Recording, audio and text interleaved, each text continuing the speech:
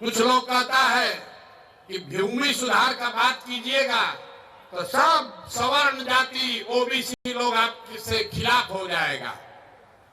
पूरे बिहार में सिर्फ 8 जातियों के लोगों के पास 2/3 से ज्यादा जमीन है। ये आंकड़ा याद कर लीजिए।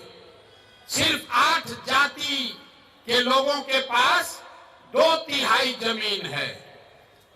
तो ये व्यवस्था बदलनी चाहिए। इसलिए जन सुराज ने कहा है भूमि सुधार लागू किया जाएगा। पूरे देश में 100 में 38 आदमी भूमिहीन है। बिहार में 35 साल से समाजवाद का नारा देने के बाद भी 100 में 60 आदमी भूमिहीन है। तो भूमिहीनों की संख्या कम हो, इसलिए जन सुराज की जब सरकार बनेगी तो 3 वर्ष में भूमि सुधार यहां लागू किया जाएगा ताकि भूमिहीनों को जमीन मिल सके। ये होना चाहिए कि नहीं होना चाहिए? हम बात पूछ के करते हैं, जोर से बताओ भैया, होना चाहिए कि नहीं होना चाहिए? और जिसके पास जमीन है उसको डरने का जरूरत नहीं है। अभी आपके पास जमीन है, उसका आपको कोई लाभ नहीं है। उसका लाभ सीओ बीडीओ लूट रहा है आपको दाखिल खारिज सर्वे करके।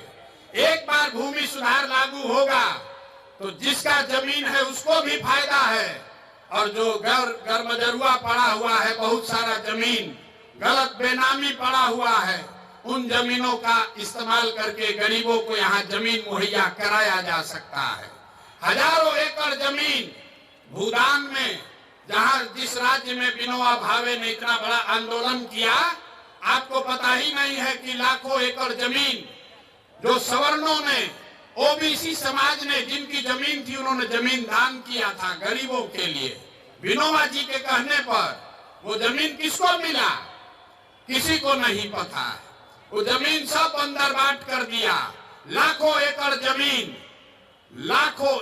जमीन, किसी को पट्टा मिला, किसी को उसका उस पर काबिज करने का अधिकार ही नहीं मिला। इसलिए बिहार में भूमि सुधार लागू होना चाहिए। ये जन सुराज का समानता समता मूलक समाज बनाने का चौथा आधार है। और